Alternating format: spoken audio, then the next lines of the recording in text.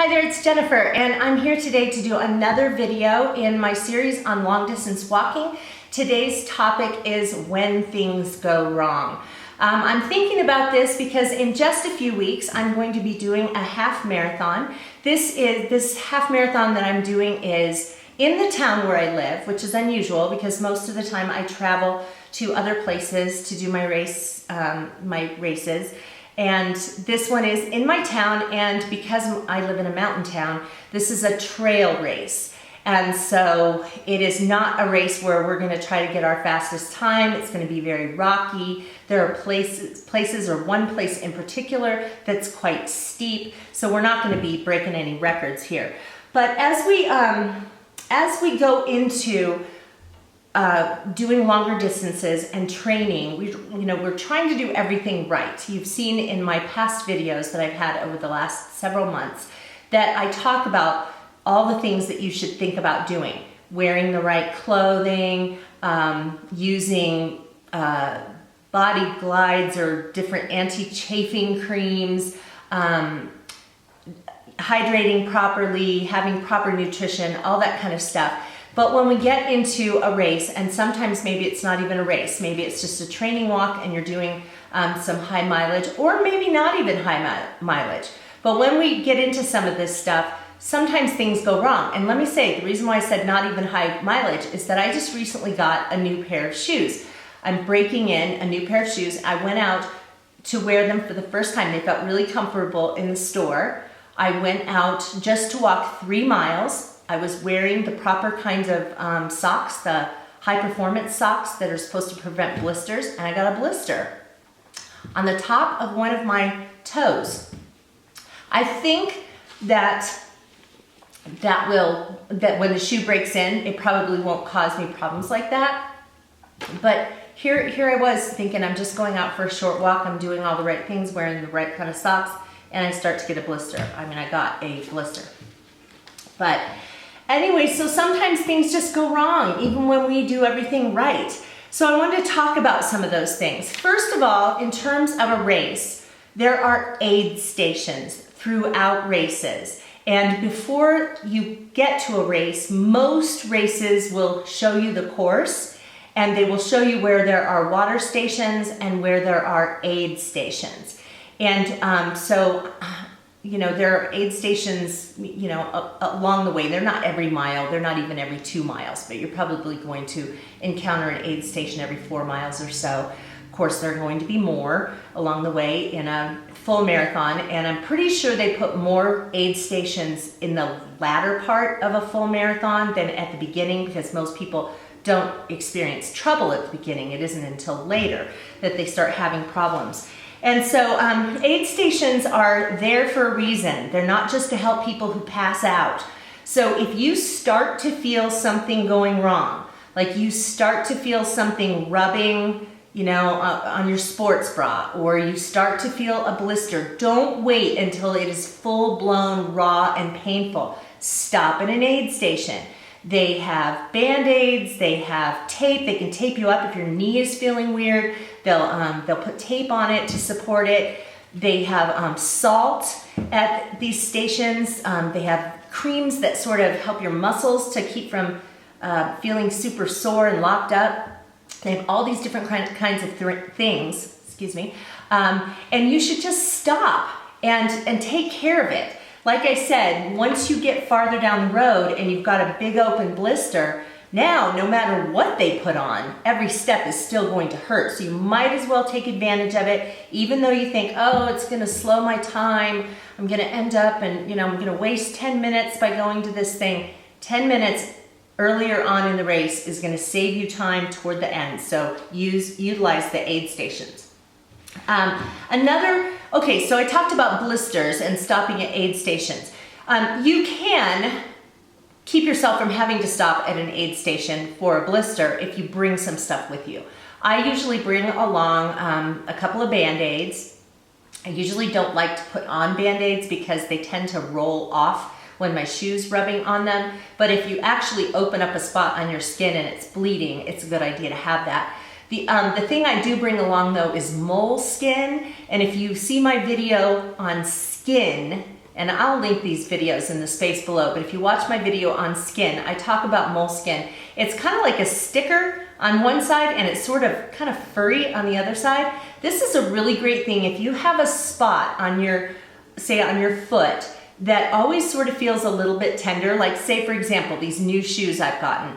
If I continue to feel that tender spot on my toe, the best thing for me to do is take some moleskin, put it on that spot before I go out for a walk and just have it there to protect. Now what happens is when the shoe causes the sock to rub on that part, it's not gonna rub against my skin. It's gonna rub against the moleskin. So I bring moleskin with me and I have it pre-cut because it comes in sheets. And so I have it pre-cut into sizes that I could use if I start to get a spot that's uncomfortable. I could just put that on. That saves me time. I don't have to stop at an aid station. It takes me about a minute to take care of, or two, instead of having to take 10 minutes to go and have somebody else help me out. So you can help yourself by bringing some stuff along with you. Okay, so another thing that can go wrong is in a race you can just feel weary. Sometimes you get to a certain point and you're just thinking you can't go on anymore. And that can be because maybe you didn't eat the right thing the night before or whatever. It can also be that you're being depleted of electrolytes. And you're gonna feel weary if you're doing a long race. Toward the end, usually in a half marathon, for people who are not experienced with half marathons, everybody starts to fade around the 8th mile. And you see people, their shoulders drop and they start kind of slogging along and everything. And so, and then in full marathons, you know, it can happen anytime. For me, usually I start feeling like I really want to be done at about mile 15, and then I still have 11 miles to go. But anyway, so if you're feeling weary, there are a few things you can do. First of all, you need to be thinking physically about what might be causing you to feel that way. Get some electrolytes into your body. Drink some sports drink, eat some sport beans or shot blocks or something that has electrolyte replacement in it. The salt is really going to help you to feel better. You can also feel like your muscles are just starting to feel achy, and having salt, or I have there's a kind of salt magnesium tablet that I will take, and I usually take it about a mile before I think I'm gonna need it. So if I usually start to get achy muscles at mile 8, then at the beginning of mile 7, or maybe even mile 6, I will take something like that so that by the time I would normally start to get achy, then it has already started to kick in. So like I will put some stuff over on my blog. I'll put the blog post link in the space below so you can go over there. There'll be more information on all of this stuff. But yeah, you need to be thinking, first of all, physically, what could be the problem? Maybe you are depleted of energy and you need some nutrition. And one of the things that you can do in a race is you don't want to bring along like beef jerky or heavy things like that to eat. You want to have stuff that will break down easily. There's this stuff you may have heard of called GU, spelled G-U. They also call it, what do they call it?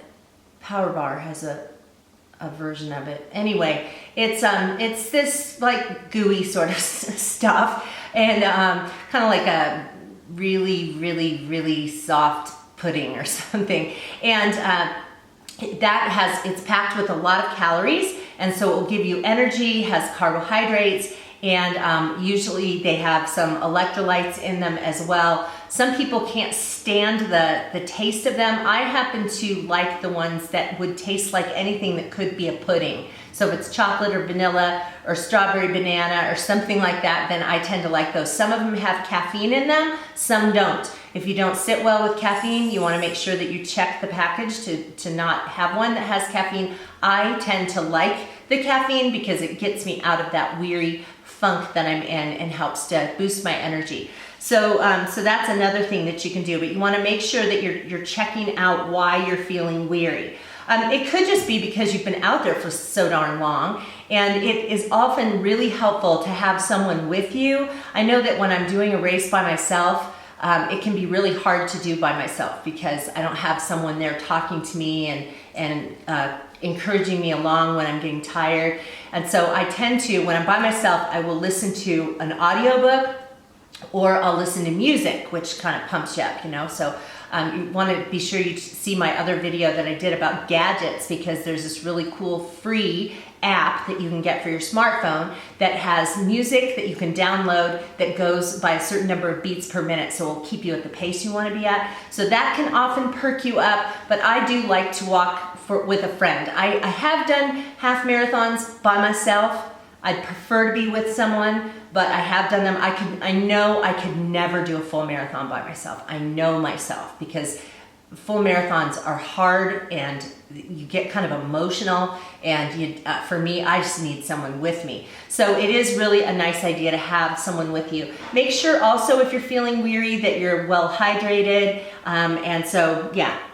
Okay, so let's, hydration leading into this next thing for things that can go wrong is overheating.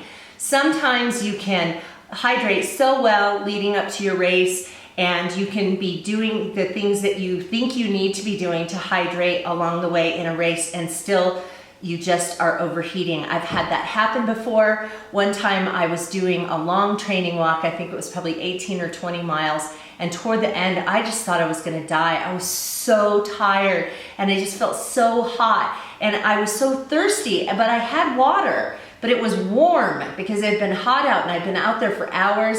And finally we stopped, and there was the place where we were doing our walk was a place that a lot of people in the Phoenix area will train, and there are groups that will put out coolers of water, and most of them, by the time we would hit them, were just water, and it wasn't cold water. But this one we hit had ice in it. Oh my gosh, I was so happy. So I drank some of the cold water, and I took some and I dumped it over the top of my head. And boy, oh boy, did that change everything. We had 2 more miles to go, and I was a different person once I dumped that cold water over my head.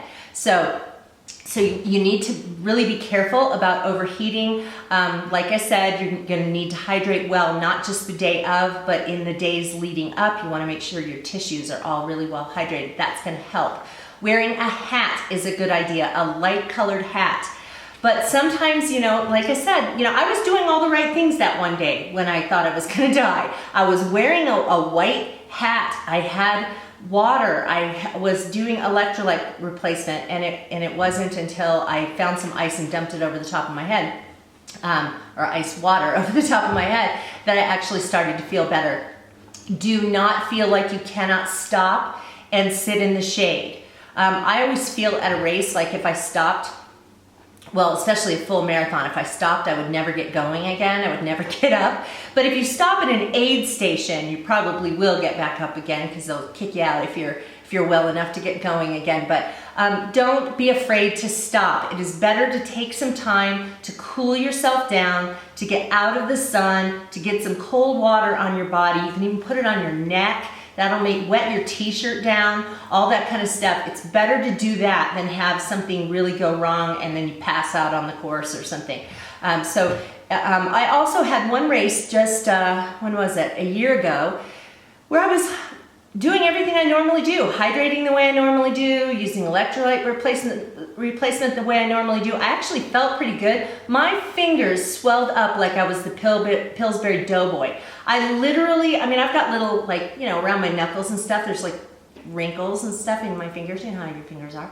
My fingers were completely smooth except for one little crease at my knuckle. I was looking at my fingers and going, oh my gosh, oh my gosh. And I could not figure out what the problem was. And a friend of mine who actually does triathlons and wins them said, well, you probably weren't hydrating enough. And I said, I was doing everything the way I normally do it. I probably did need more electrolytes. It was a hotter day than normal for that particular race. I had done that race before. It was hotter than usual. It was very hot that day. So it was probably a combination of needing more water and more electrolytes. So you can do everything right and still have something go wrong.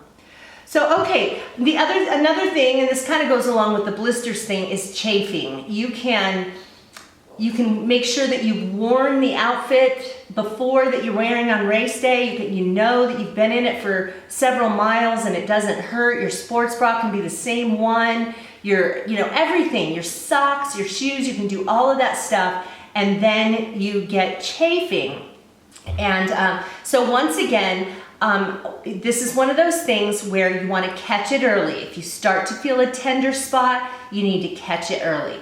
If you start to feel like you're rubbing under your arm, stop at an aid station, or I like to bring, and check my video out on skin, because I like to bring this little small packet of this anti-chafing cream, and I just, we'll put that on, and I'll just keep applying it as it starts to get tender again. You don't want to wait until it's bad.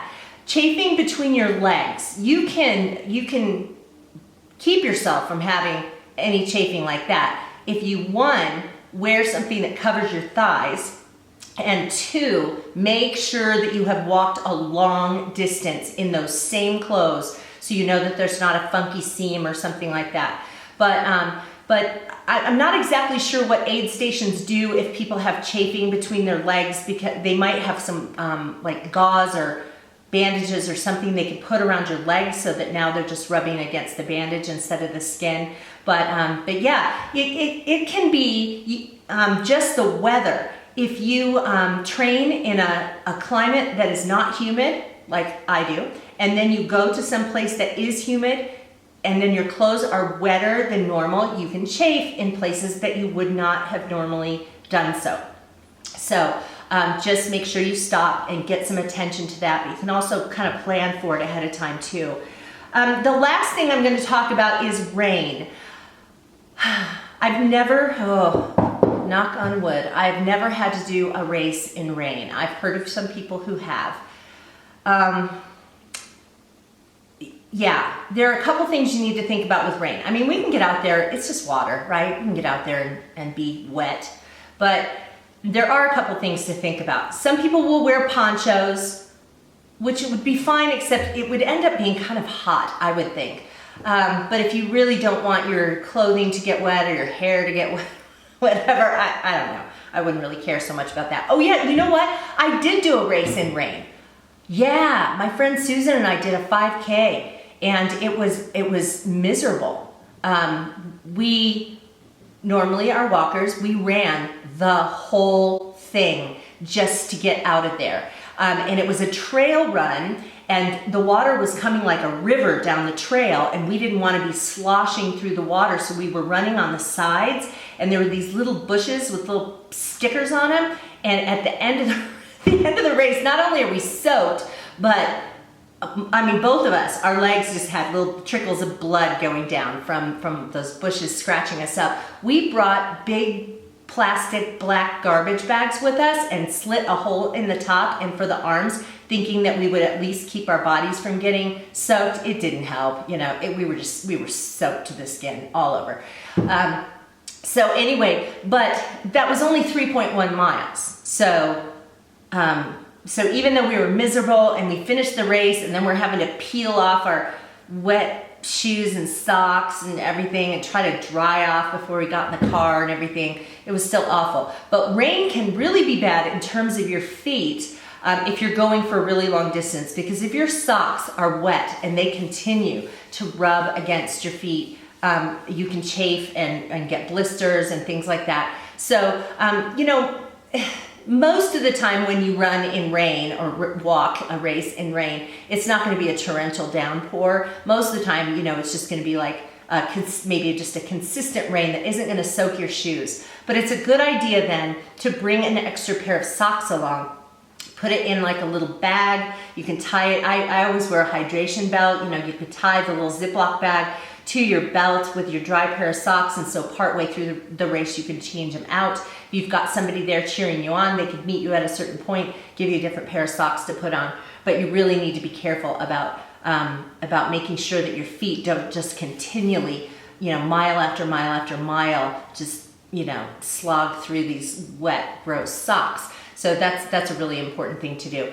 Okay, those are the things that I thought about in terms of when things go wrong. I'm sure there are other things, and I might think of some others when I do my half marathon coming up, and so I might do another one of these videos in coming months. But I hope this has been helpful to you, and I hope that you're learning some things and getting out the door and getting some good walking in there. After we do our half marathon in August, we're gonna start our training for the full marathon. And so we're gonna get into more videos in the series that are specific to training for really long distances. I hope you will still be interested in those videos, and there still might be some helpful pieces of information for you in those as well. So if you are not currently following along as a subscriber, I would encourage you to do so by hitting that little button right there, and YouTube will let you know when I upload new videos to this channel. I put up a video it's been about every week. Sometimes I skip a week for the walking videos. As we get to the fall, it may be just 2 times a month. We'll see if I have more things to talk about. But then I also have stuff about organizational projects, vacation planning, and makeup. So I hope you'll come along. Thanks for watching, you guys. Have a great day. Bye-bye.